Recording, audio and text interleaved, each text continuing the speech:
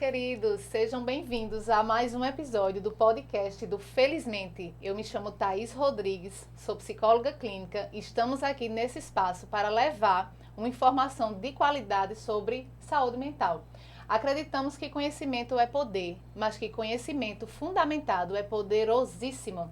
E na era de muita oba-oba pela internet, trazemos aqui sempre os melhores profissionais e os melhores conteúdos de forma muito profunda e muito fundamentada para que você possa melhorar a sua saúde mental. A nossa proposta é que a gente acredita mesmo que é possível ser feliz, que é possível uma vida transformada, uma vida plena, uma vida com significado e que a gente pode, com alguns ensinamentos, transformar a nossa vida nessa vida boa. Estou aqui mais uma vez com a minha parceira, doutora Mônica, seja bem-vinda.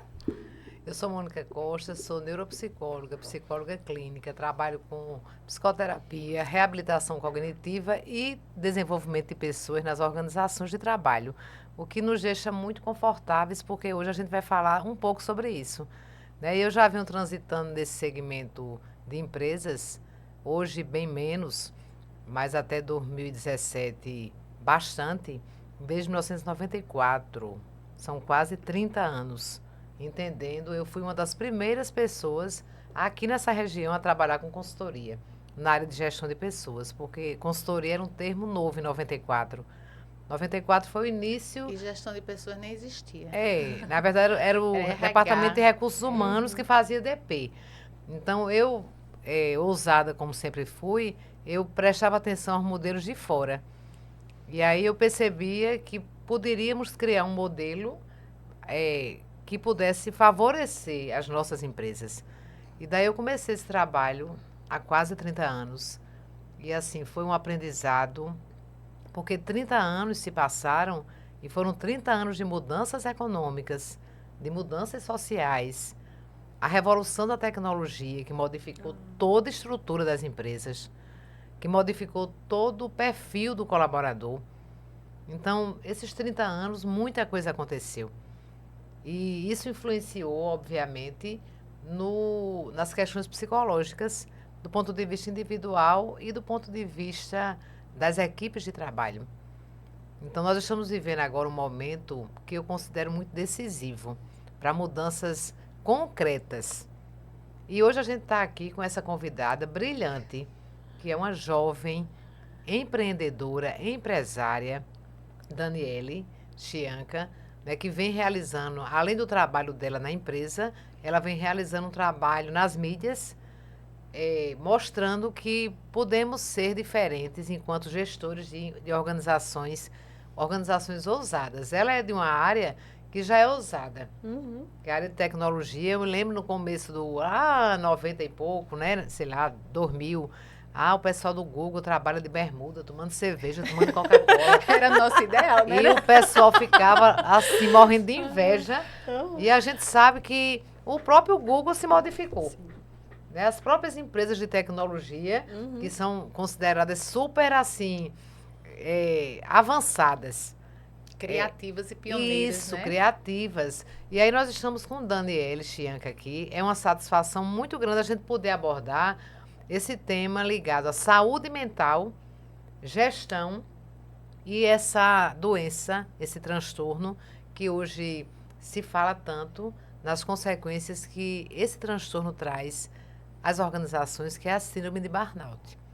Então, Dani, seja bem-vinda a esse momento, esse bate-papo comigo e Thaís, e você vai nos enriquecer bastante com a sua realidade. Eu estou felicíssima de estar aqui, de poder falar sobre esse tema.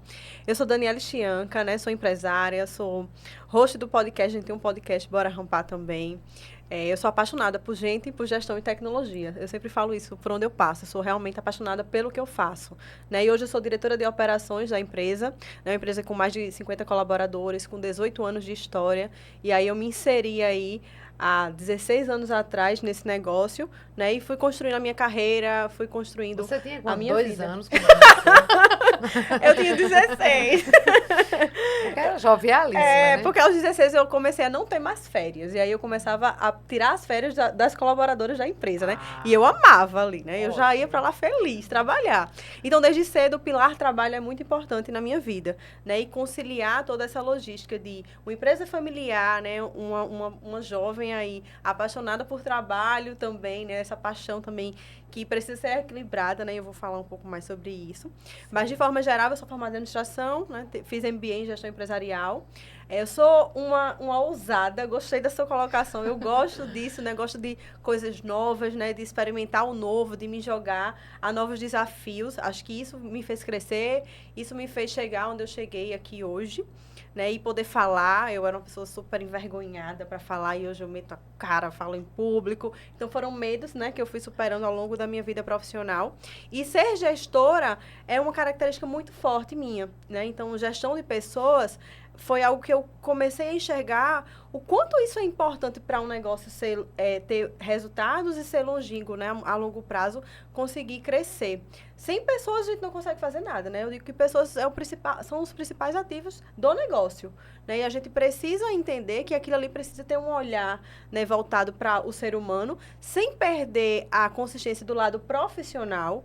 Eu costumo falar que gente boa gosta de trabalhar com gente boa. Então, eu quero trabalhar com os melhores. Eu quero trabalhar com pessoas que sejam mais inteligentes que eu, pessoas que tenham habilidades diferentes das minhas, para que eu possa somar, né? Para que a gente possa criar esse ambiente frutífero. E uma outra coisa que eu gosto muito de citar é que a gente precisa ser solo fértil.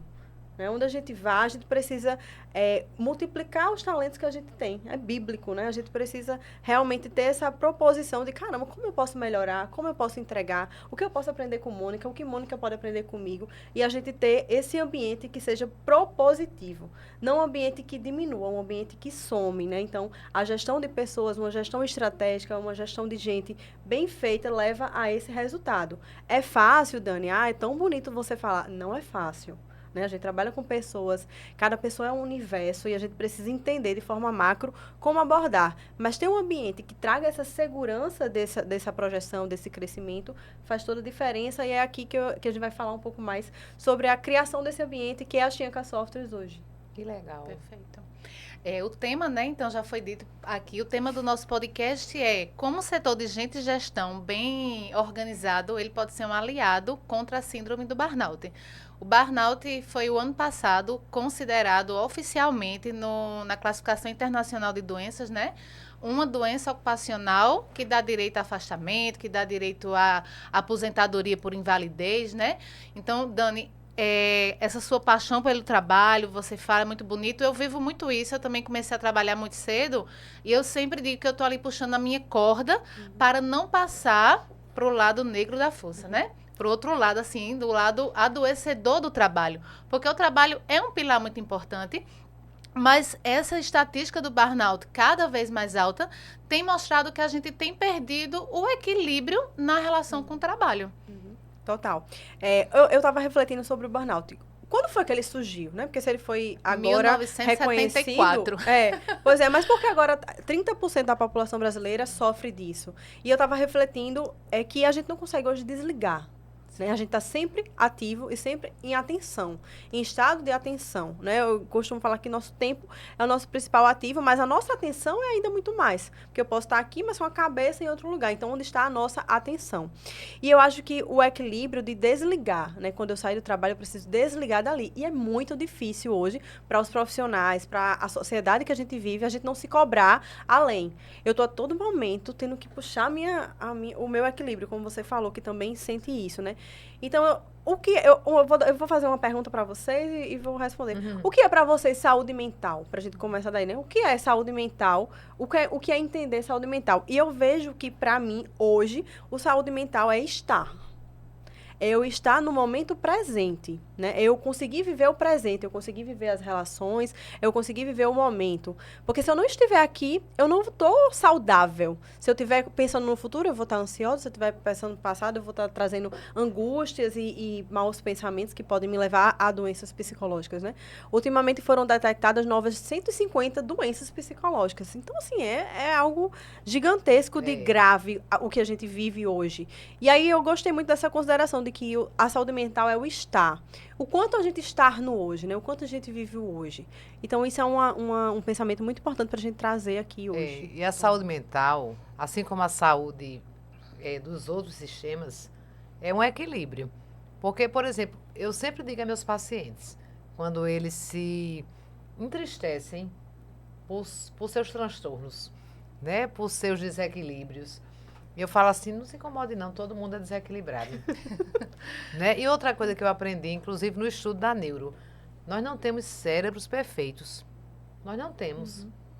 Porque muitas vezes você recebe um rótulo de um diagnóstico, por exemplo, de um profissional da área de saúde, e você vira aquele rótulo.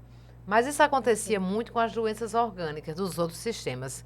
Eu escuto muito o paciente dizer, minha gastrite, minha diabetes. Você incorporou, né? Minha fibromialgia.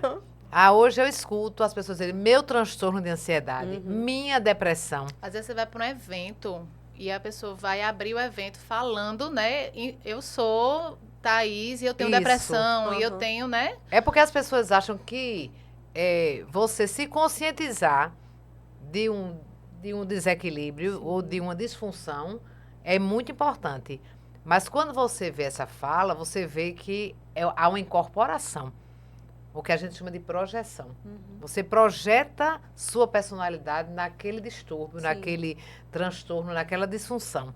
Então, a saúde mental, eu considero, Dani, até complementando sua resposta muito apropriada, é uma integralidade. Quando é que nós não conseguimos observar a nossa saúde? Quando nós estamos muito distantes de nós mesmos. Se você está perto de você, por exemplo, você vai sentir, rapaz, essa semana minha cabeça está meio confusa. Mas para você sentir que sua cabeça está meio confusa, você tem que entender sua cabeça. Eu vi ontem um videozinho no Instagram, bem legal, dizendo assim, o psicólogo não é guru, o psicólogo não é conselheiro, quem dá conselho é vovó, mamãe. O psicólogo, ele ajuda você a se estudar. Eu achei isso massa. Porque eu tenho muito esse viés. Então, saúde mental é isso. E com relação a esses índices muito altos dos transtornos, consideremos que as pesquisas, as boas pesquisas, que hoje tem centenas, milhares, e a pesquisa é como você consegue identificar, né? E transformar numa teoria. Categorizar, catalogar. Então, as pesquisas nessa área, elas começaram a avançar de 90 para cá, com o advento da neurociência, por causa de prejuízos. E, obviamente, onde? Estados Unidos, né, o berço do capitalismo. Eles estavam cansados de aposentadoria, eles estavam cansados de burnout, né, depressão. Essas doenças que têm as suas raízes na psique, e aí o governo americano resolveu investir em pesquisa. Danada desse povo está adoecendo tanto de doença que a gente não sabe explicar. Porque quando era doença física, você sabia explicar objetivamente. Mas depressão, como assim depressão? Nos anos 70, depressão era loucura ou safadeza. Preguiça, Exatamente. Hoje não. Hoje a gente sabe que, pelo menos uma vez na sua vida, você pode ter uma depressão leve. E você nem sabe que está com depressão. Ou seja, eu já tive depressão leve, você já teve depressão leve. Agora, a depressão severa é outro nível, é outro patamar. Hoje a gente consegue identificar isso. Então, eu acredito que, assim, as empresas... Eu sempre pensei, Dani e Thaís, que relação com trabalho é um pouco como relação com casamento. Eu vejo assim.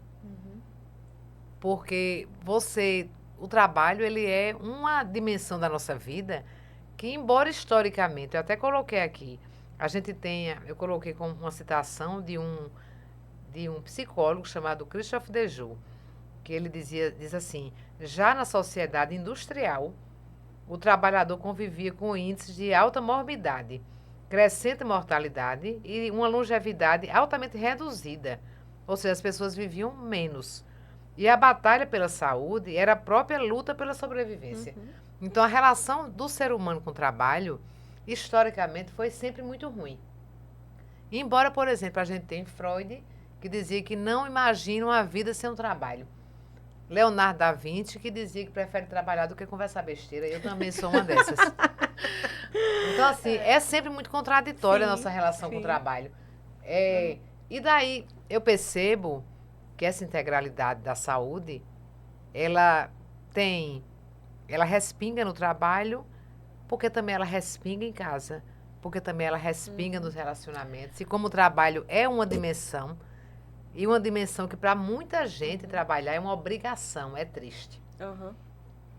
É muito triste quando você vê o seu trabalho apenas como uma fonte de você ganhar um salário mínimo miserável no 5º dia útil. Que no 10º já está gasto.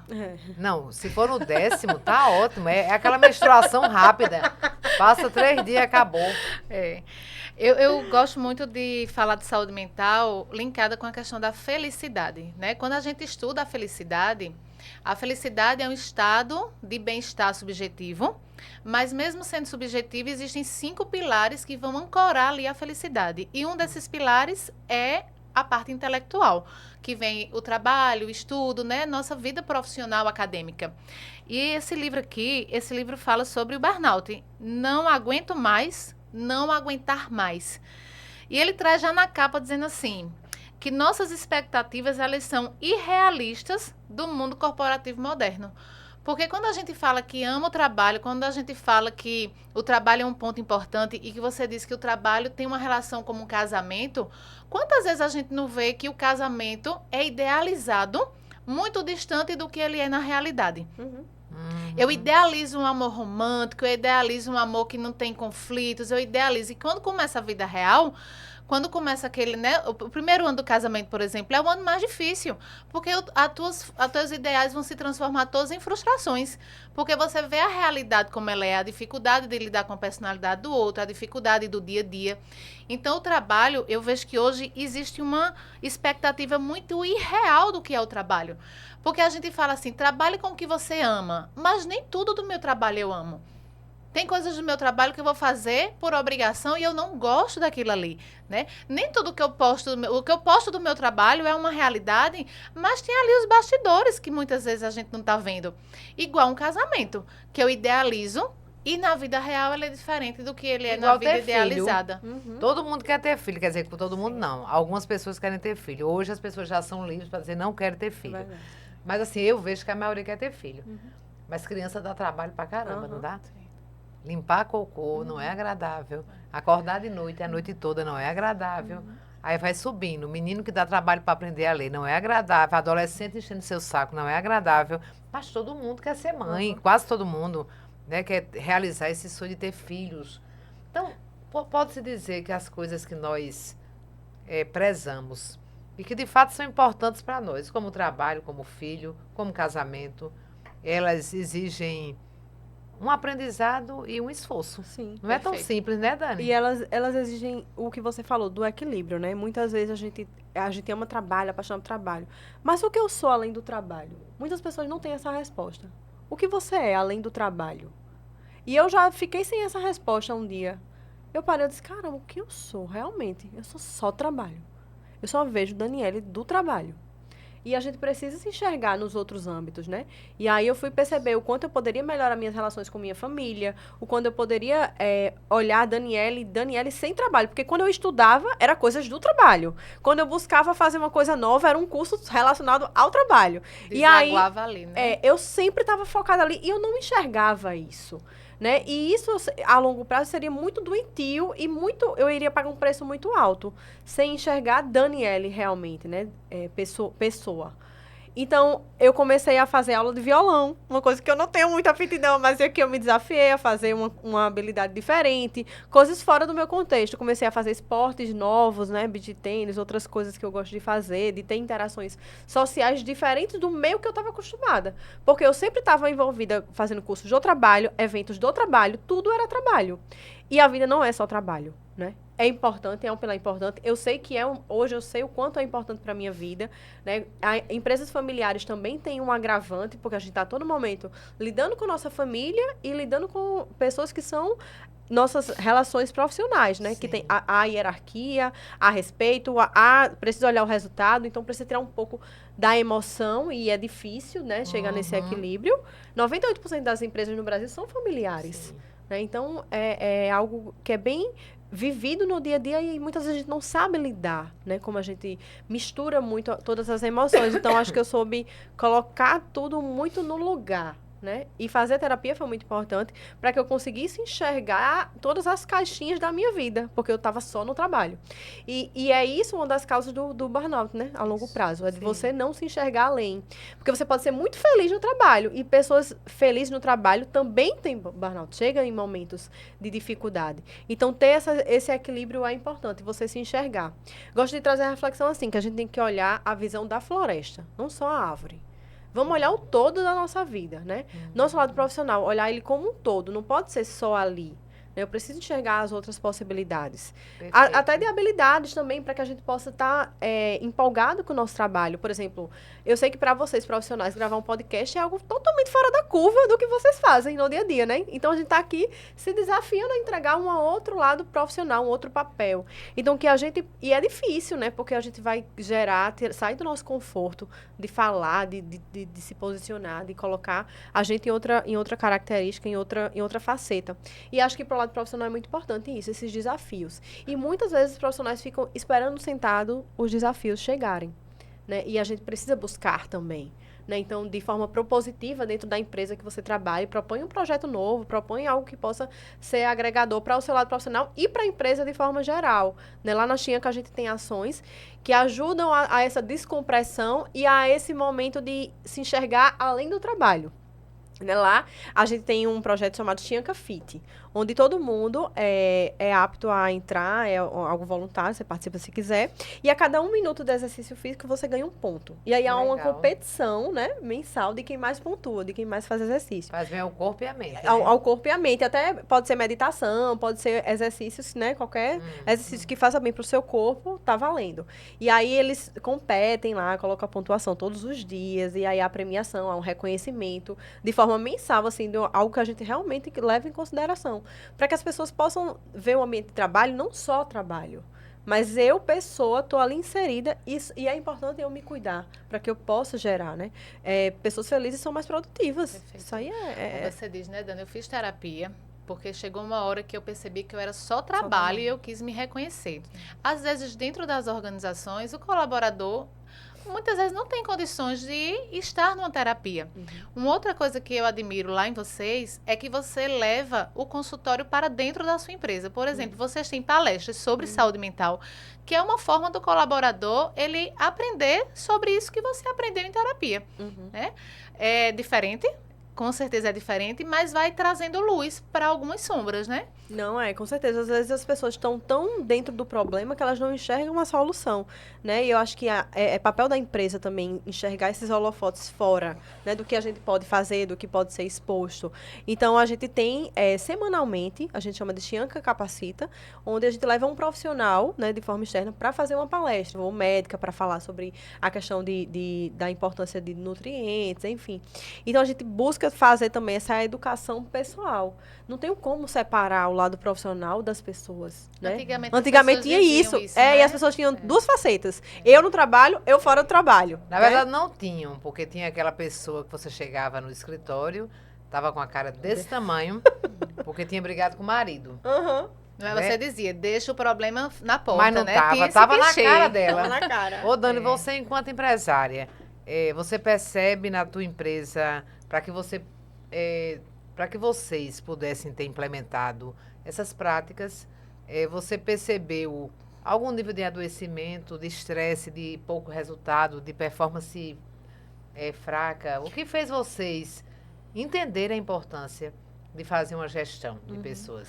A gente não chegou a ter o problema para a gente resolver. A gente já foi na pegada de entender que aquilo era importante, né? Fazer essa gestão de pessoas estratégica, né? De uma forma que conseguisse olhar as pessoas como pessoas. Então, a gente foi trazendo nesse ambiente, como você falou no início, o segmento de tecnologia já tem muito isso latente, né? Como são pessoas muitas vezes introspectivas, que estão trabalhando em programação, então precisa trazer a relação para que a coisa tenha resultados melhores. Então, sempre foi uma preocupação nossa ter um ambiente engajado, né? A gente tem pessoas jovens também, então lidar com a geração Z é diferente de lidar com a geração Y. Então, a gente leva também esse parâmetro para o líder entender, teu time é 80% de geração Z. Tu tem que tratar, a tua comunicação precisa ser mais informal.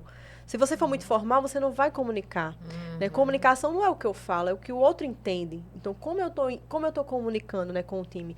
Como eu tô tendo... Então, esse mapeamento de entender qual era o meu time, o que ele precisava, a gente sempre faz, assim. Ótimo. O que é agora o time está precisando? Então, assim, ao longo dos anos, a gente foi mudando vários rituais. Chegou um momento que a gente estava com um time muito jovem e estava com muita brincadeira. Então, assim, isso aqui não está dando mais. Então, a gente mudou o formato de algumas ações.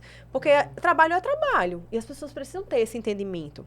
E o pós-pandemia ficou uma coisa muito confusa, né? As pessoas quiseram ter felicidade, encontrar felicidade no trabalho, mas o trabalho não é só felicidade, o trabalho é resolver problema. Quando eu contrato alguém, eu digo, a primeira coisa que eu digo, você está aqui para resolver problemas. Você é um resolvedor de problemas. Seja muito bem-vindo. Então, eles já entram com essa consciência. Porque eu preciso dar a realidade. Porque no primeiro problema que tiver um cliente falar grosso, alguma coisa, a pessoa não vai ter estrutura para segurar. E se ela entra já com aquela vestimenta de que eu sou um resolvedor de problema, manda para mim aqui que eu vou resolver, vai ser diferente. Então, como você cria esse ambiente é importante para que você tenha um time de sucesso. Né? Essa clareza na contratação, a gente faz um processo de onboarding, né, que é a primeira semana do colaborador na Xian, que ele não tem nem contato com a sala que ele trabalha. É ele entendendo o que é a cultura, quais são os nossos valores, quais são as nossas práticas. Né? A gente tem um e-book de cultura organizacional, então lá estão todas as nossas práticas, os rituais de gestão, como a gente trabalha, é um manual de como você se comportar aqui. Aqui a gente funciona assim. E essa clareza é importante. Muito. Né? Muitas vezes as pessoas entram num emprego novo, no trabalho e fazem, ei, como é que é aqui? Aí você fica sabendo por um colaborador, talvez, que não tem uma boa performance. Aqui tu não precisa fazer muito não, isso porque tu fazendo isso aqui tá bom. Então, se você não coloca a sua cultura, você quanto empresa, quanto gestor, que cultura o teu time vai ensinar para uma pessoa nova, né? E esse novo é muito subestimado. As pessoas não têm tempo, né? Contratam pessoas porque muitas vezes já tá com um buraco ali. E aí, vamos começar amanhã, tu já começa fazendo atividade, mas tu não criou a base. E criar essa base de cultura, de valores, né? A gente tem valores claros. Por exemplo, adaptar-se com velocidade é um dos nossos valores. Sim. Então, quando o colaborador já sabe que a gente muda processo muito rápido, que a gente tem tecnologias muito modernas e aquilo vai mudar, sabe? Então, toda essa cultura, assim, deixar isso muito claro, eu acho importantíssimo. O combinado não sai caro, né? Em qualquer situação, em qualquer relação. Então, essa clareza de como é que funciona é importante. E aí, a gente sempre está olhando o time, né? A gente sabe que eu trabalho com serviço, então é totalmente ligado ao meu time. O que o meu time produz vai ser o resultado positivo ou não com meus clientes. Então, eu sei que meu time precisa estar feliz. Então, todos os dias a gente tem uma plataforma de gestão de pessoas, eles colocam humor. Então, é uma meta do time de gente ter um nível de humor. Tem que fazer o time feliz. Sim. Como é que a gente vai fazer esse time feliz? E aí tem várias ações que a gente faz. Por exemplo, dentro dessa plataforma, ela gera moedas a partir de ações de gestão, como enviar feedbacks, ter um plano de desenvolvimento individual ativo, isso gera moedas quando você vai completando as etapas. E essas moedas são trocadas em uma conveniência, que existe uma geladeira fixa lá, que tem chocolate, Red Bull, Coca-Cola. Aí eu disse, olha, tá contradizendo isso aqui, tem que ter coisas fitness. Aí agora tem o Whey Pro, tem várias coisas assim também que tem que ter a sinergia com a cultura, né? Eu sempre falo isso, gente, tem que ser coerente com quem a gente é. E você percebe que essas práticas, que é muito interessante, né? Que nosso ouvinte empresário preste bastante atenção às suas, esses estudos de caso práticos que estão sendo colocados aqui por Daniele, porque muitas vezes a gente que é gestor de uma organização, você acha que não precisa fazer nada. Que só o fato das pessoas estarem trabalhando e ganhando salário já é mais do que suficiente para elas estarem bem. Uhum. Agora a pergunta que eu quero te fazer... o problema não é da organização, né? Isso. Quando, na verdade, a organização está ali recebendo ela aquelas estimula. pessoas e em prol da própria organização Isso. também eu vou ter um cuidado, Daniele, né? você percebe que essas práticas, elas... Como é que vocês percebem? A pergunta é como é que vocês percebem que essas práticas aumentam os resultados, porque a empresa vive de resultado. Né? Então, vamos ser realistas, princípio da realidade. E também essa relação com adoecimento psicológico. Vocês conseguem mensurar isso? Sim, existe algo muito importante para o gestor olhar hoje, que é o salário emocional. Hoje as pessoas não trabalham só por dinheiro, né? Principalmente no segmento de tecnologia, eu tenho concorrentes que pagam mais. Sim. Né? É um mercado muito competitivo. Sim. Então, eu preciso dar uma cultura forte para os meus colaboradores. E o mundo é o limite, né, Dani? Porque quando era regional, Sim, você tinha um sim, nível de organização. Hoje você compete, o teu colaborador pode trabalhar aqui, ele pode trabalhar em qualquer lugar do mundo, né? E o salário emocional é muito importante, né? O pertencimento que eles têm. Eu sou um Xian. Quando você entra na Xianca, você é um Xianker. Você já é batizado ali como uma pessoa que faz parte de um time, né? De algo maior, né? De um propósito. A gente trabalha muito isso do propósito, que é levar os negócios ao sucesso.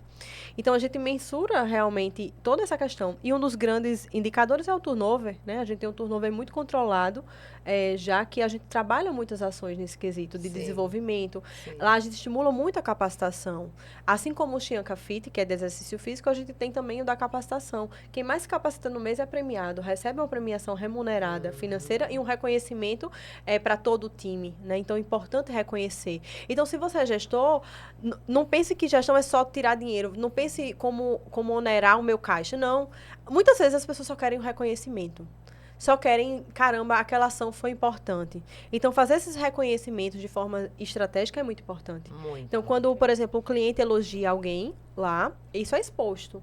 Existe uma campanha chamada cliente fã.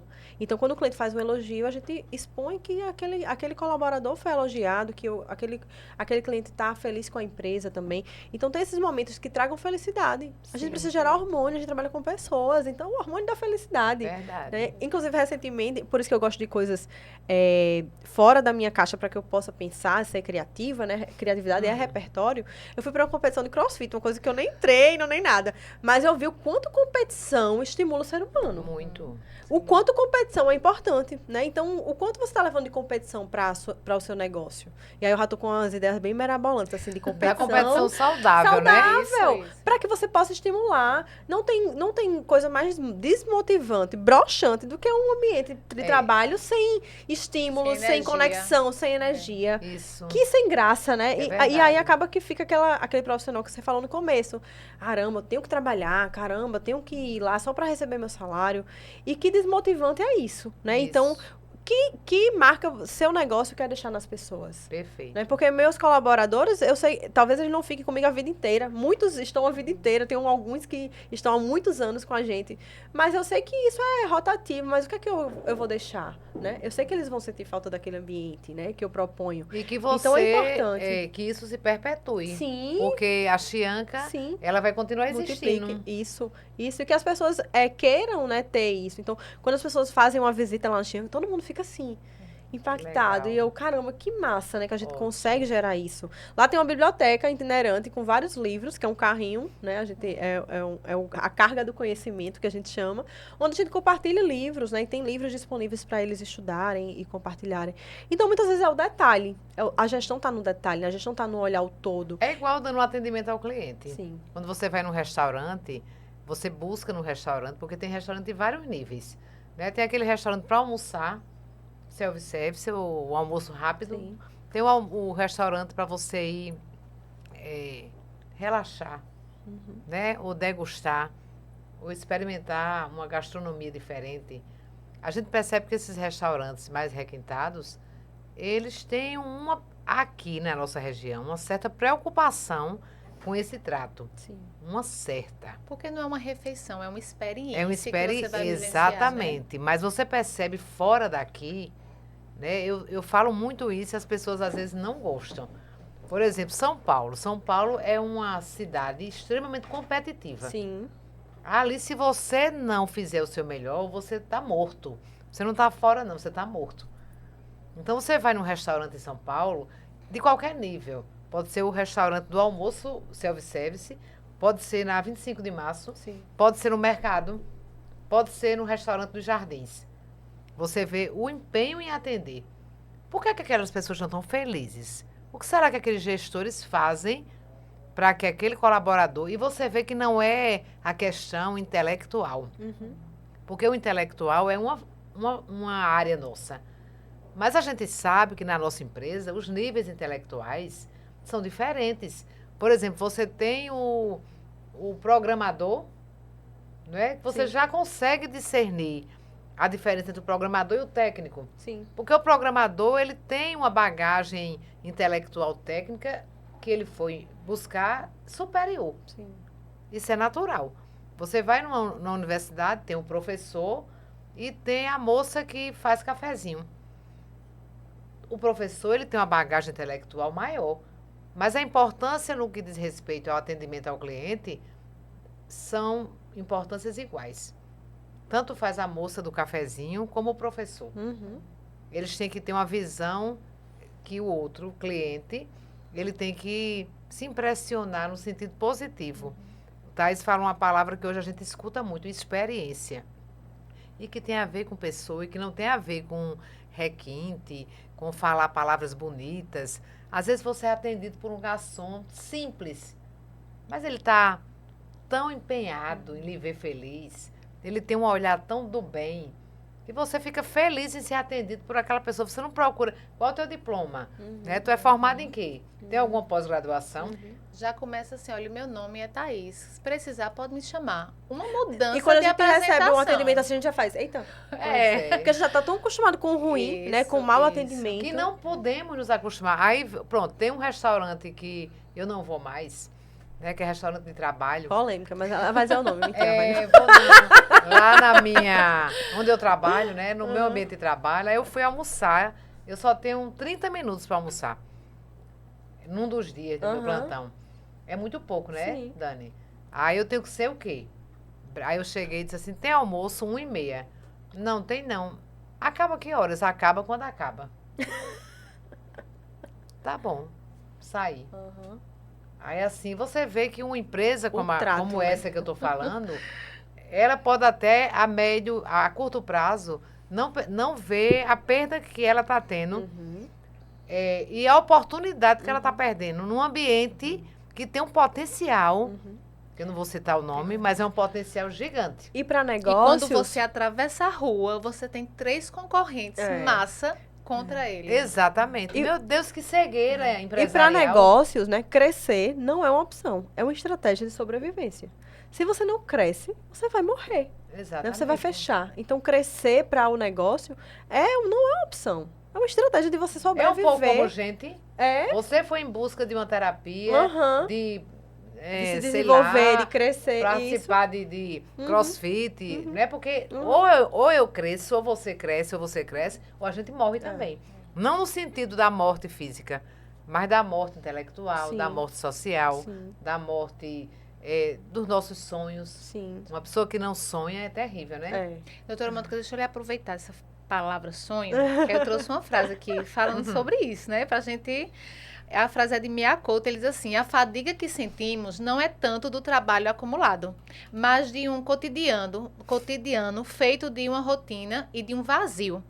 O que mais cansa não é trabalhar muito, o que mais cansa é viver pouco. O que realmente cansa é viver sem sonhos. Então, o que Dani está trazendo da realidade que ela está construindo na empresa é uma vida com sonhos. Isso. Com possibilidades. Inclusive, há um mural de sonhos lá. Existe um mural de sonhos. Compartilhando, né? Compartilhado, porque eu sempre digo assim, eu posso ajudar o outro a realizar um sonho. Às vezes tem gente que quer fazer uma maratona, né? Então tem alguns que já treinam corrida. Então você também pode ser uma ponte para ajudar o outro a realizar, né, um sonho. Então é muito importante isso do sonhar. Isso. E deixar isso exposto, né? Se tornar, meio que um compromisso social quando tá lá. Isso. Né? E é um salário extra, né? Tem gente que bota lá, eu quero aprender inglês. Então, e aí, tá tendo aula de inglês? O processo precisa acontecer para realizar, Tu vê uma promoção, né? E manda, né? Tu vê uma oportunidade em caminho, porque a gente começa a trabalhar em rede. Isso, eu acho que também a importância do trabalho é a gente entender que a gente não tá só. Sim. Você disse assim, a galera da tecnologia ali no seu mundinho, né? Mas a gente puxa pro mundão. Total. Porque a gente precisa funcionar em rede. A gente não funciona sozinho. Nós nascemos com outras pessoas, para a gente já dali entender que a gente só funciona quando a gente está em grupo. E é importante ter essa visão do todo, né? Eu sempre falo assim, quando eu estou ali na frente, eu estou levando todos vocês comigo, né? Eu sou muitas vezes a cara da Chianca, estou fazendo palestras, indo para eventos, mas, gente, se vocês não fizeram de vocês, eu não sou nada, não sou ninguém, né? A Ayrton Senna falava isso, quando eu ganho, tem uma equipe toda que fez um trabalho por trás. Inteira, né? Trabalho de uma equipe inteira. Então, é muito isso do todo. Então, a gente tem reuniões de resultados lá, onde a gente olha os indicadores, os números de todos os setores. E isso é exposto para todo mundo, porque todo mundo faz parte. Né? Até a pessoa da limpeza, ela participa também dessas reuniões. Então, alguém do outro setor pode dar uma sugestão boa para um outro time e ter essa interação e essa sinergia, né? É importante. Essas habilidades, quando em conjunto, isso é potencial, né? E quando a gente consegue entender que você tem a complementar na minha vida e eu tenho a complementar na sua, é o segredo. Eu não estou aqui para competir com você. Eu quero agregar, eu quero somar, eu quero crescer junto, né? Eu quero que a gente chegue mais rápido, mais longe. Né? E a gente junto chega mais rápido e mais longe. E isso do olhar o todo, de entender as habilidades. As pessoas também subestimam muito as soft skills, né? Que são habilidades de trabalho em equipe, oratória, comunicação, comportamental. Né? Nós contratamos o currículo, né? Muitas vezes a parte técnica, e demitimos por comportamento. Só que as empresas não enxergam isso. Então, sempre ali fazendo, muitas vezes, uma seleção, um recrutamento, querendo contratar uma pessoa com habilidade, né? Uma hard skill aí, habilidades técnicas, intelectuais maiores, e não olha o comportamento. E muitas vezes aquela pessoa não vai ter sinergia com o teu time. Então, muitas vezes eu contrato a pessoa pelo comportamento, pelo posicionamento dele numa entrevista, né, sobre o quanto ele fala de valores. Eu sei que uma pessoa que tem valores é uma pessoa que vai estar comigo na morte ou não. Ou na vida. Ou na vida, né? Na hora da coisa pegar mesmo, do problema acontecer, eu sei que aquela pessoa é uma pessoa valorosa. Né? Então, que pessoas a gente tem contratado também, né? Então, é importante esse recrutamento inicial, faz toda a diferença. Porque se eu coloco uma pessoa que não tem coerência com meus valores, com a minha cultura, aquela pessoa não vai continuar nem se sentir bem naquele ambiente. Né? Então, e é uma coisa que é por osmose. Quando a pessoa não tem o fit cultural, todo mundo percebe e a pessoa não fica. É porque é personalidade, né? A empresa, ela também tem uma personalidade, assim como uma pessoa. Sim. Então, assim, você não pode pegar uma pessoa que é muito extrovertida e transformar ela numa pessoa calada, mansa, calma. Ela é espalhada, ela é extrovertida, ela é expansiva. Então, do mesmo jeito que tem a cultura da organização, tem a cultura, a personalidade da pessoa. E tem que ter um casamento entre esses dois, né? E isso da cultura é muito importante, né? Tem até uma premissa, eu esqueci agora quem é o autor, que a cultura come a estratégia no café da manhã.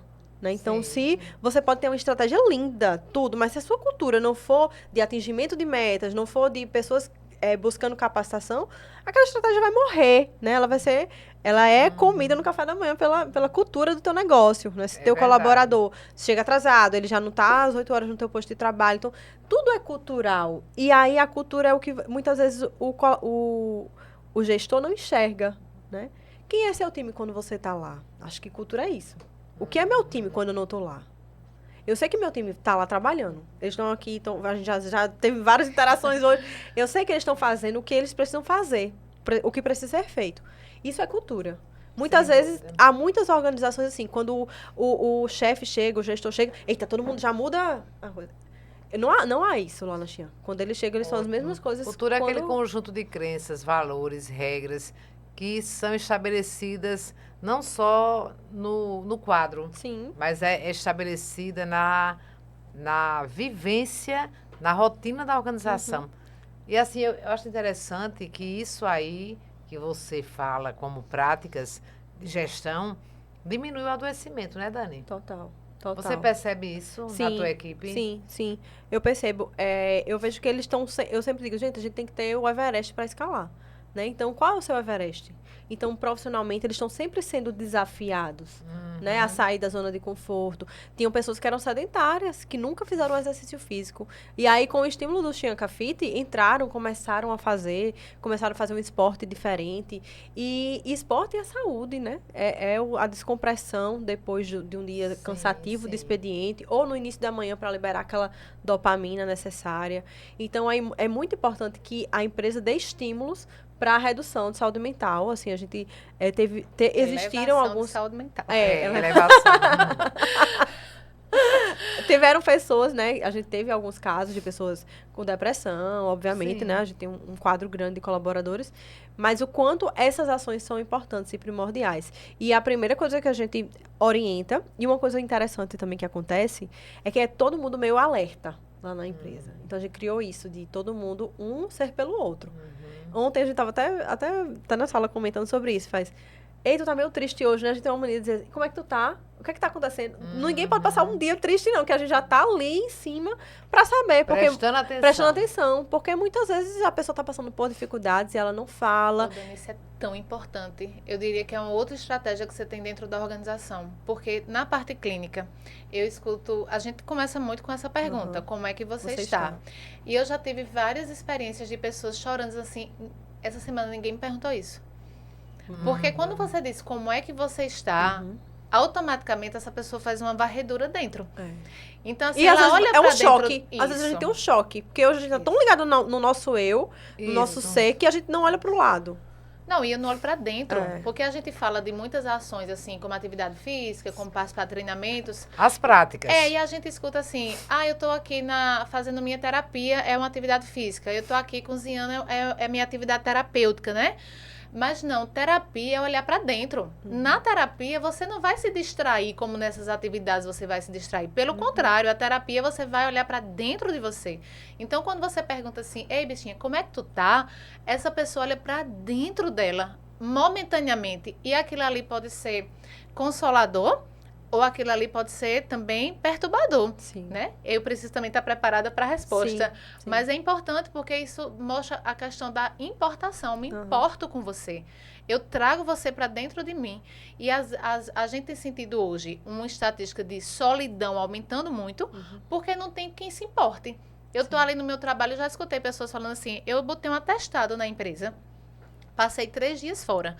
Quando eu retornei, ninguém perguntou nem o que era que eu tinha. Parecia que existia uma raiva de você ter adoecido. Eu doente, ninguém diz assim, melhorou, posso te ajudar? Como é que você tá? Não. É porque há muito esse dual aí do negócio, né? Muitas vezes as pessoas estão ligadas no resultado, e acham que aquilo é a premissa de ser o mais importante e perde o ser humano, né? Porque a gente não vai deixar de ser humano. Muitas coisas hoje são robotizadas, automatizadas, mas a gente não vai deixar de ser humano, a gente não vai deixar de sentir, de comer, de ser um ser social. Os números de home office caíram gigantescamente. As empresas não querem mais que seja 100% home office. Google, Amazon, todo mundo voltou essa estratégia porque viu que não dá resultado. Porque nós somos seres relacionais. Se a gente se junta aqui para ter uma ideia, isso vai ser multiplicado. Se eu estou no meu mundo, em casa, tendo uma rotina triste, que eu nunca consegui trabalhar de home office bem. Eu sou muito relacional. Então, eu tenho só que se eu tiver projetos específicos, eu consigo ter esse foco. Mas todos os dias eu não conseguiria.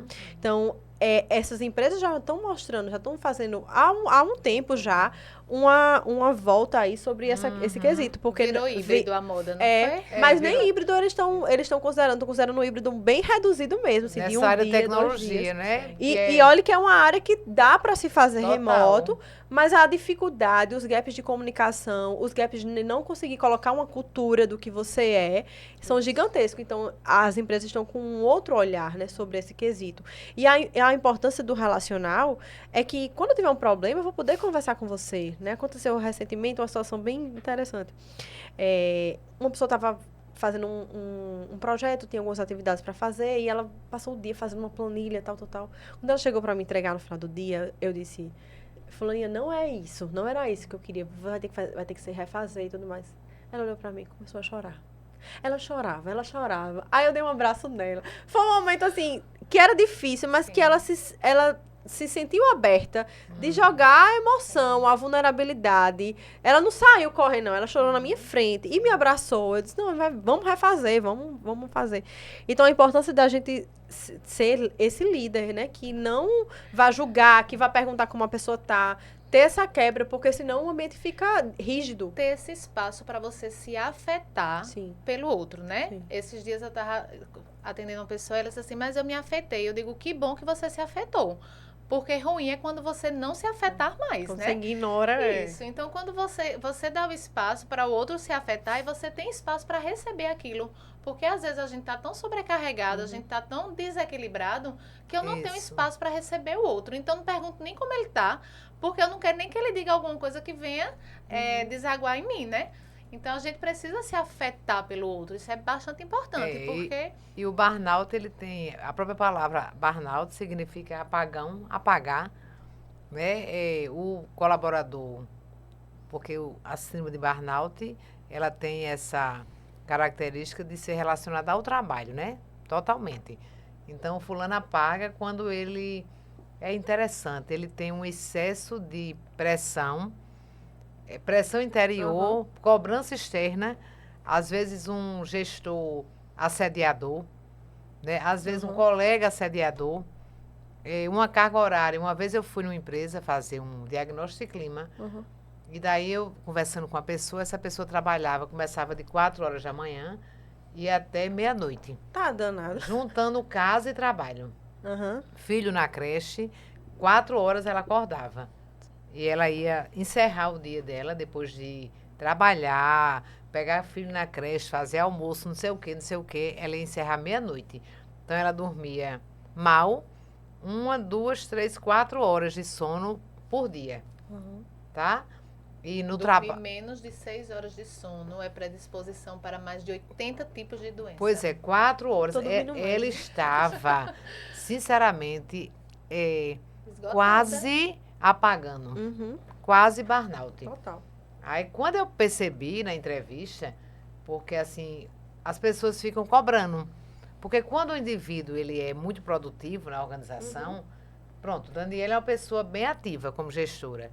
Então, é normal as pessoas cobrarem muito dela. Porque sabe o que ela faz. Daniela é com Daniela. Não, ela é resolve. Daniela. É Daniele, é Daniele. Tá, por exemplo... Então, por exemplo, é como minha personalidade, eu sou muito ativa. Então, as pessoas gostam muito de me encomendar trabalho. Porque sabe que eu quando fiz a avaliação da Energisa, eu e Thaís, nós passamos 4 anos, não foi, Thaís? A avaliação psicológica da Energisa. E nós fazíamos 100 e poucas avaliações por semana. Caramba. E o diretor dizia, eu quero amanhã. A gente amanhecia o dia, eu e ela trabalhando. Por isso que eu digo que tem que puxar minha cordinha. Porque todas as avaliações psicológicas passavam por nós. Tá? A gente tinha que fazer a avaliação da avaliação. Eu só assinava, o Thaís assinava, quando a gente lesse, compreendesse individualmente, 100 e poucas avaliações por semana. 5 horas da manhã, eu me lembro que uma vez, Thaís, a gente encerrou, valeu. Para de 8 horas, porque missão dada é missão cumprida. Ô, doutora Mônica, que você sabe que o burnout, ele tem 12 etapas. Isso. A última é a síndrome do burnout. É o apagão. Queimou, né? Mas sabe qual é a primeira? A primeira é a mega produção. É aquelas pessoas que estão ali produzindo, se encantando, apaixonada, cada vez mais. Isso, que às vezes se perdendo de si, como você falou, né? Não sei quem eu sou, fora o trabalho. Isso, você não vai mandar a tartaruga buscar encomenda, né? Você vai mandar quem? A coelhinha. Gostei disso. Da zootopia. É mesmo. Porque ela vai e traz a encomenda. Por isso que a gente tem que dar um de tartaruga, velho. Tem que fazer o que Daniele falou. É o estudo sobre você mesmo. Eu, como sei que eu sou 220 volts, eu sou. Eu mesma me falo assim. Sou muito terapeutizada.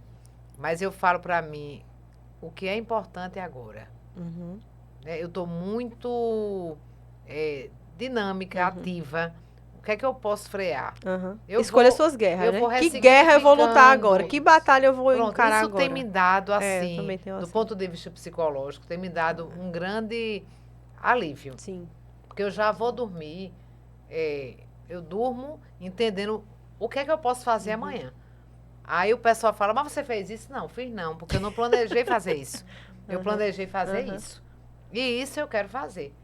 Mas assim, eu me lembro que houve uma época da minha vida que eu queria fazer tudo. Então você vê que nas empresas, os melhores colaboradores são esses, não são, Daniela? Sim, sim. Os que entregam. Sim. Aí você vai lá, produtivos, você vai lá. Estão com a energia boa, né? Muitas vezes estão com aquela energia, vamos lá. Esses são os candidatos. Grupo de risco. Exato. O grupo de risco da síndrome de burnout. São aqueles bons colaboradores. Aí quando eles apagam, eu gosto muito de contar a história do camelo, né? que era um dono de camelo no deserto. Então, no deserto, os viajantes do deserto, eles se caracterizam ricos ou pobres pelo camelo, né? Pelas tendas, pelos tapetes. Então, eles vão fazer as negociações e descansam no oásis, que é o lugar bom do deserto, é o oásis, onde tem planta, né? Onde tem sociedade, onde tem água, tal. Aí, esse negociante do deserto, ele estava na tenda, mas ele estava se preparando para uma próxima viagem. E o camelo dele era top, camelo forte, camelo bom, ele era um homem rico. Aí daí mas esse camelo estava com ele há muito tempo, né, dando gás, porque camelo é um animal do deserto porque ele não toma água, só toma água raramente. Então ele pode andar 40 dias sem tomar uma gota d'água. Então nada melhor, né, para um deserto. E daí esse camelo estava no oásis e o dono resolveu mudar para outro oásis. Aí começou a desocupar a tenda. Tapetes, baús, tal, e botando no camelo. Era tudo no camelo. Aí, quando ele desocupou total a tenda, eita, faltou uma caneta de pena, daquelas antiguinhas. Aí ele foi no camelo e botou a caneta de pena. Ele arreou as 4 patas, assim, pam! Aí ele disse, que camelo fraco. Uma peninha derrubou esse sujeito. Ou seja, ele não considerou todo o peso que estava no camelo, de baú, de tapete e os pesos anteriores. Então, essa síndrome de burnout, que tem hoje afetado muitas empresas e muitas pessoas, colaboradores valiosos. Sim. Porque os preguiçosos não tem burnout não, viu? Burnout, como? Se a pessoa já está o tempo todo. Já tá de boa. O tempo todo descansando. Tem uma pesquisa de Harvard muito boa. Ela estudou pessoas por 75 anos. Né? Então, essa pesquisa foi bem a longo prazo e ela falou 3 coisas importantes para uma pessoa ter mais saúde e ser mais feliz. A primeira era a sua relação, pessoas que chegaram aos 50 anos, que tinham uma relação amorosa, né, longínqua, de muito tempo, elas duraram até 80 anos e foram mais felizes. A segunda constatação dessa pesquisa é que a solidão mata. Então, pessoas que viviam muito sozinhas, elas adoeciam mais, elas eram propensas a morrerem mais cedo, né? E a serem infelizes. Isso. E a terceira era a qualidade dessas relações. Né? Então, não importa a quantidade, mas a qualidade dessas relações. Então, isso trazia mais felicidade e as pessoas também duravam mais, né, nessa qualidade de vida. E aí, a qualidade dessas relações para o trabalho é importantíssimo. Acho que a mesma métrica vale para o trabalho. Sim, não é a quantidade, é a gente qualidade. Gente boa gosta de trabalhar com gente boa, né? Então, ter um ambiente de pessoas boas é outra coisa, é leve, né? Você consegue ser vulnerável, você consegue ter confiança. E isso faz um time ter sucesso.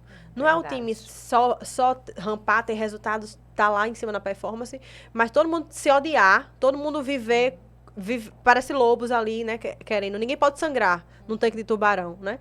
Então, um time não pode ser um tanque de tubarão. Eu posso me permitir ser vulnerável, posso ver que eu sou humana também, né? Porque antes de ser profissional, eu sou humana. Claro. Então, é importantíssimo essa qualidade dessa relação num ambiente profissional. Isso acaba sendo uma desconstrução de como a gente durante muito tempo viu o trabalho, né? Porque assim, a gente romantizava a sobrecarga, a gente romantizava o excesso, então não ter tempo para nada era uau, né? Eu quero estar nesse lugar de não ter tempo para nada.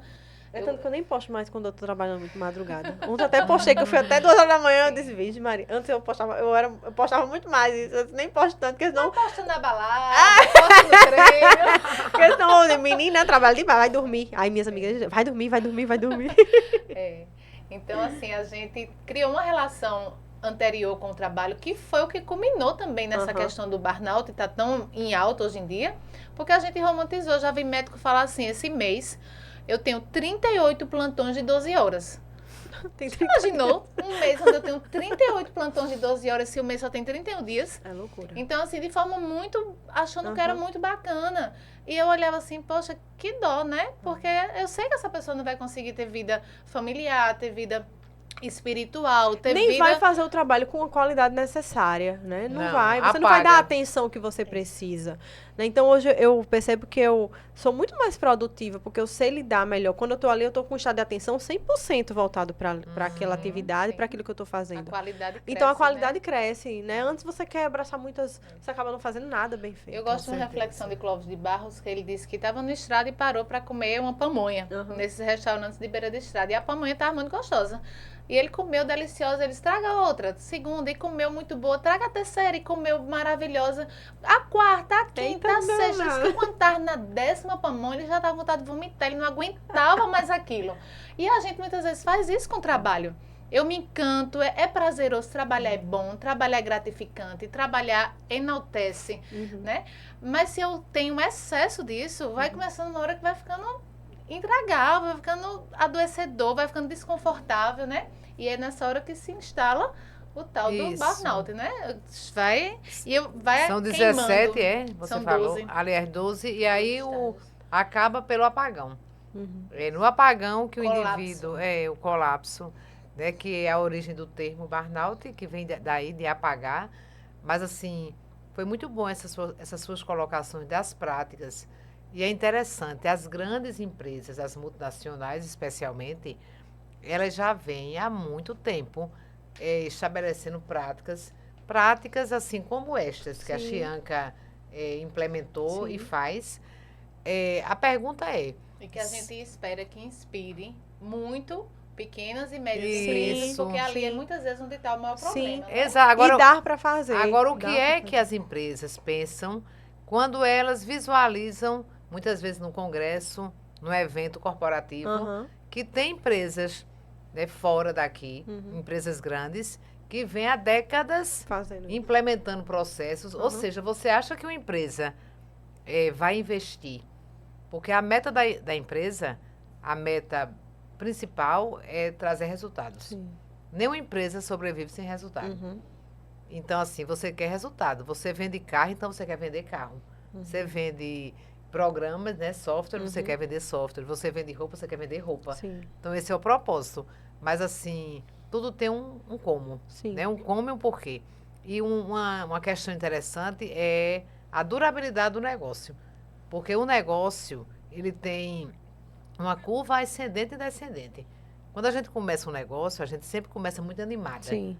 Com um projeto, tal. Aí você começa, então a curva ascende. Quando a empresa cresce, ela chega num platô onde ela para de crescer. Então é aí que, se você não fizer algo, ela decresce. E normalmente, na prática, tem mostrado que há esse decréscimo. Por quê? Porque você se acostuma. É igual relacionamento. Você não faz nada porque você já está casado, porque você já está namorando. Aí onde mora o perigo. Aí onde mora o perigo das empresas. As empresas começam a perder sua identidade inicial. E quando é que as empresas crescem? As empresas crescem quando elas se transformam o tempo todo. A transformação, assim como nós. O ser humano... A gente não pode perder o medo de perder, né? Não, e de arriscar, e de ousar, e de transformar. Sim. Porque a transformação é o que nos faz vitais. Vitalidade vem de transformação. Se eu não medo de perder, eu vou investir, crescer, criar, Isso, mudar, inventar coisa. Eu conheço gente com 20 anos que, se você olha para elas, você pensa que elas já morreram. Eu gosto muito de Bernardinho, né? Eu acho ele um líder incrível, né? Também. Eu acho que ele tirou a seleção masculina do nada, né? E fez ela crescer e manteve no topo. E esse manter no topo é um desafio, né? É muito difícil você manter. E ele fala que uma das características principais dos jogadores que eles precisam existir, e aí deixo isso para os funcionários, os colaboradores dos negócios, é vontade. As pessoas precisam ter vontade de estudar, vontade de melhorar. Porque vontade é algo que eu não consigo fazer por você, Mônica. Não eu posso te dar um ambiente de crescimento, posso te dar um ambiente promissor, um ambiente que seja um solo fértil para você prosperar, mas se você não tiver vontade, eu não consigo sozinha. Isso. Né? Então, muitas vezes as pessoas perderam a vontade. Aquela vontade de crescer, de sair do conforto, de entender que o processo é difícil. Hoje a gente está muito imediatista, tudo o resultado é para ontem, é para agora, e a gente não quer pagar o preço do processo, né? Quando a gente começa a treinar, a perder peso, é um processo. Eu não vou ficar magra do dia para noite, nem vou conseguir ter um ritmo de treino do dia para noite. Né? Eu tive uma transição, eu pesava 80 quilos, eu perdi 20 quilos ao longo de 3, 4 anos. Então, faz anos que eu tô nessa jornada. Não foi ontem, né, que eu comecei. Treinar todo dia, eu ia treinar forçada nas primeiras vezes. Com você, né, comigo mesma, E isso foi a longo prazo, isso foi um processo. Então, muitas vezes as pessoas começam, dá 2, 3 meses e desistem. Né? Então, a gente é resultado dos nossos esforços a longo prazo. Até porque muitas vezes a gente começa se inspirando em pessoas como você, né? Vou lá no Instagram e dando, né? Me inspiro. Olha aí, tá vendo? Aí eu começo, né? Aí eu vejo a foto, eu vejo a leveza e eu acho que todo dia é só isso. Assim, eu acho que todo dia é fácil, mas pra mim tá difícil. Mas pra mim tá exigente, mas pra mim tá pesado. Então, o que é que acontece? Quando a gente passa por processos, a gente precisa lidar também com a parte dura do processo. E eu acho que hoje a gente tem se desconectado da realidade integral. O próprio modelo de positividade tóxica tem desintegrado a gente do que é real. Porque o real, o que você posta é real. Mas tem um outro lado. Mas ali é o que eu quero postar, é o meu palco. O que eu posto é o meu palco. Os meus bastidores, tem muita coisa que eu não posto. Aí muitas vezes eu tô conectada com a dificuldade e eu digo assim, não, tá difícil, eu não vou. Mas é difícil mesmo. Então, quando você diz que no recrutamento dos seus colaboradores, vocês assim, vai resolver problema. Né? A gente tem capacidade de resolver problemas, a gente tem capacidade de lidar com os desafios, a gente tem capacidade de estressar, inclusive o corpo da gente cresce com estresse.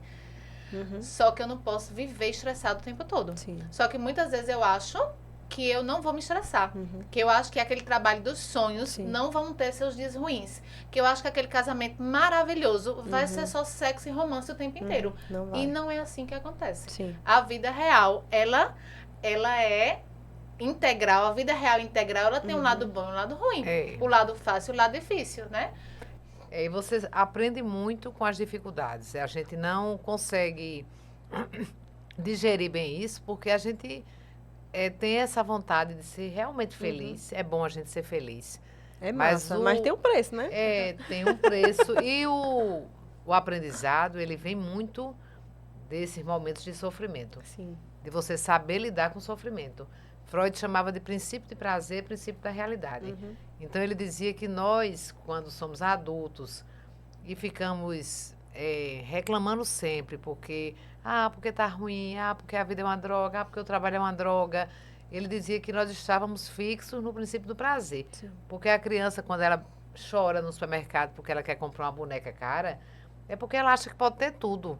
Ela acha que pode ter tudo. Quando seu filho pede um presente de Natal, mãe, eu quero ganhar uma bicicleta. Para ele, pouco importa se você vai pagar no cartão em 12 vezes. Né? Ele quer mais que você... Olha, ele não quer saber. Meu desejo. Eu quero uma bicicleta. E o pior é que o danado recebe no dia do Natal. Debaixo da cama, ainda diz que é Papai Noel. Né? Ótimo, a gente mantém a fantasia, mas assim, ele não tem dúvida que vai receber. E uma criança triste é muito triste. As crianças, elas têm uma natureza para serem felizes. Quando você vê uma criança triste, existe um trauma muito grande por trás disso. Alguma situação muito, realmente cavernosa. Mas, enfim, aí quando a gente cresce, que vira adolescente, que é aquela fase complicada, depois adulto jovem, a gente fica querendo viver sob o princípio do prazer. Eu mereço isso. Quantos de nós não dizemos isso? Eu mereço essa roupa, ela custa 5 mil, quero lá saber, vou comprar no cartão. Eu mereço. Aí você se ferra no cartão. Aí você começa, é a bola de neve da vida. Aí eu mereço, aí eu posso. E o princípio da realidade é o que faz a gente... essa semana eu estava conversando com um paciente. Ele tem dificuldade de acordar cedo. Eu também tinha dificuldade de acordar cedo. Eu também. Eu gosto de acordar tarde. Tanto que no domingo eu acordo tarde. Se eu gostasse de acordar cedo, eu acordava cedo no domingo, é ou não é? No domingo eu acordo de 11. Mas o prazer desse processo, né, é algo que você vai começar a gostar a longo prazo. No começo é doloroso, é horrível. Gente, disciplina, mas depois você vê o prazer disso, do quanto isso é benéfico para a sua saúde. Eu acho que eu gosto de visualizar assim, que a vida está sempre te ensinando algo. O que é que você está aprendendo? Será que você está aprendendo? A vida está sempre querendo te ensinar. Vão vir situações difíceis, nos negócios, né? Tem situações atípicas que chegam, assim. Eu já tive problemas inimagináveis. Que eu disse, caramba, isso é um problema que caiu no meu colo e eu tenho que aprender com isso. Né? Então, hoje, aparecem coisas, situações, eu trato de forma muito leve. As meninas ficam até rindo lá no meu time, né? Oxe, tu não vai se estressar, não.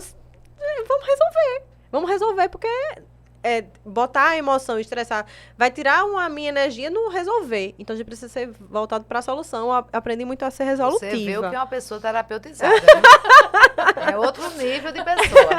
Eu acho interessante também a gente entender que as situações difíceis, né, o fundo do poço te ensina algo que o topo da montanha não te ensina.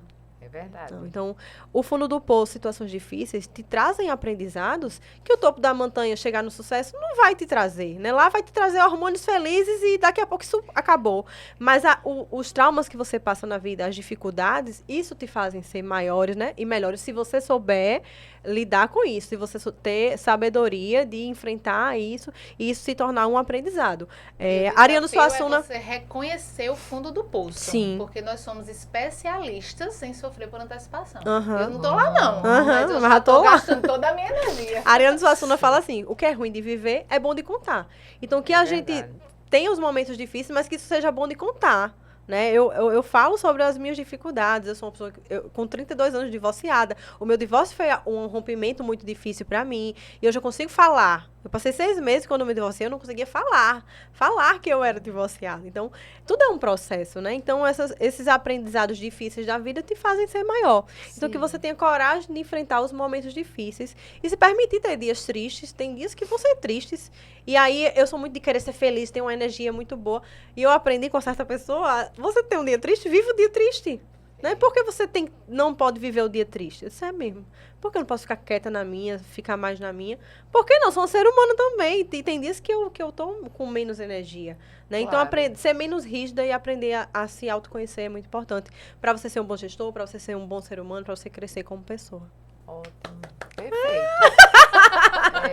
Eu trouxe aqui algum passo a passo para... Dani já deu tantas práticas bacanas, mas assim, para as pessoas que são gestores de empresas que vão nos assistir, eu coloquei aqui algumas técnicas rápidas que vão ajudar muito a você evitar doenças psicológicas ou, como por exemplo, a síndrome de burnout na sua empresa. Então, eu botei aqui, primeiro, você precisa trazer para a tua empresa pessoas que tenham ideais parecidos com os teus. Dani falou. Perfeito. Né? Que tenham valores e crenças que se alinhem. Sim. É aquela frase que a gente usa muito, quem está com você nas trincheiras. Uhum. Isso importa mais do que a própria guerra. Segundo, você investir em educação emocional, social e técnica. Hard skills, soft skills. Chianca também faz. Criar programas de prevenção efetivo. Aconselhamento, grupo terapêutico. Nós tivemos até 2020, no ano da pandemia, eu e Thaís e mais 2 colegas, nós fazíamos parte da equipe terapêutica de uma empresa daqui, que é a Cagepa. Coisa boa, a gente tem que falar assim abertamente. A Cagepa contratou nossos serviços para a gente conduzir grupos terapêuticos lá dentro da organização. Perfeito. Né? Profissionais de lá que voluntariamente se sentiram à vontade de participar de terapia de grupo. E nós ficamos, acho que por 2 anos. Sim. Saímos na pandemia, quando fechou tudo, né? Foi março de 2020, pandemia mesmo. Foi. Então, assim, isso fez toda a diferença. Outra coisa, valorize quem está com você. Né? Você, empresário, valorize quem está com você. E uma coisa que eu acho muito importante é criar uma comunicação efetiva, confiável e horizontal. Sim. Eu tenho batido muito na tecla nesses últimos anos, porque para mim tem sido um valor de extrema importância. Não é que eu não conhecesse. Tem coisa que a gente conhece, mas a gente não descobre, né? Sim. Eu conhecia, mas eu não tinha descoberto esse valor com tanta importância na minha vida.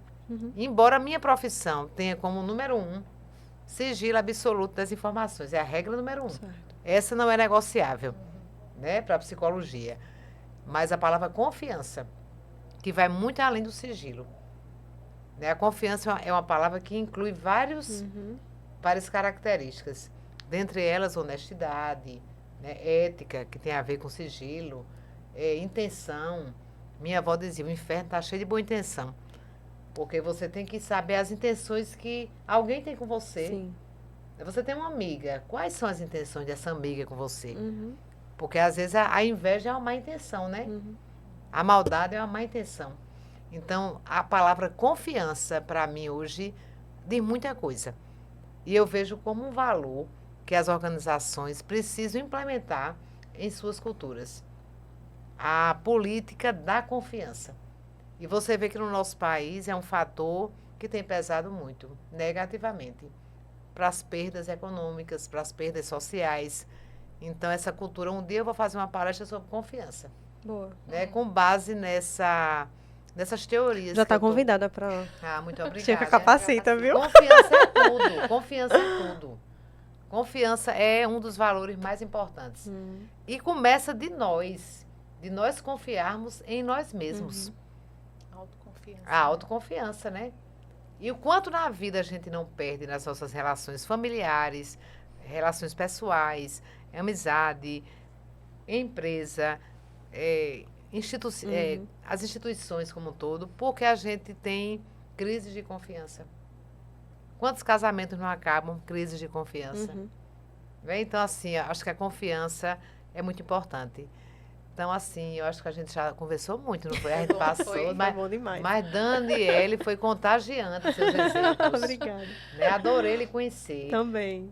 Obrigada, Thaís, por mais esse episódio. Hoje a gente passou, né? Passou dos limites. Mas, enfim, gente. Vai deixar um gostinho, quero mais. Vai. Obrigada. Estou à disposição. Muito bom. Nos enriquecemos e tenho certeza que as pessoas que vão nos assistir, curtir, comentar, compartilhar, ativar o sininho, se inscrever. Isso. Elas também vão se enriquecer bastante. Eu que agradeço, foi bom demais esse bate-papo. A hora passou que a gente nem sentiu. Mas espero que tenha ficado essa mensagem, né, para você que é gestor. Vale a pena investir em gestão, né? Nunca será caro para o seu negócio investir em gestão, de todos os formatos, para que você possa ter melhores resultados, né? E possa ter um time com solo fértil, assim, bem crescente. Acho que essa energia do crescimento, ela empolga, ela cresce. Ela faz muito sentido para você como ser humano, né? A gente precisa multiplicar nossos dons, nossos talentos. Então, muito obrigada pelo convite. Quem quiser me acompanhar nas redes sociais, Daniela Chianca Software, Bora Rampar, todos esses são os Instagrams e a gente tá aí para se ajudar, né? Que a gente possa ter mais encontros aí. Eu tô muito feliz de estar participando. Que bom. Bora rampar. Bora rampar. Saiamos, essa palavra existe. Vamos sair daqui hoje com essa mensagem de que trabalho não adoece. O trabalho edifica o homem, já escutei isso durante muito tempo, mas é trabalhar melhor, trabalhar certo, trabalhar de forma mais estratégica, né? Nosso brinde, brinde, nem é vinho, é água, mas vamos lá. E a gente tem um slogan, viu, Dani? Felizmente é possível contemplar o sol. Amém. Felizmente é possível contemplar o sol. Um final de semana, uma semana, um dia maravilhoso. Trouxemos um presentinho pra você e depois pro carrinho. Obrigada, é mesmo. Ai, adorei. Obrigada pela participação. Obrigada. Ai, amei. Eu nem tenho esse. Eu nem conhecia Dani, mas eu acho que esse tema parece com você. Parece sim. Tudo certo. Amei. Vou ler. Muito obrigada, gente. Estou muito feliz. Obrigadão. Obrigada, gente. Obrigada pela participação de vocês. Sigam, compartilhem, curtem, levem esse conteúdo. O Instagram e o YouTube, as plataformas em geral, elas gostam de dar moral a quem está ali sendo curtido, observado. Eles dizem assim, acho que esse negócio presta, vou mandar para outras pessoas. Compartilha, porque a gente precisa desses conhecimentos para ter realmente uma mente feliz. Obrigada, Thaís. Obrigada, Dani. Obrigada a todos. Tchau, tchau.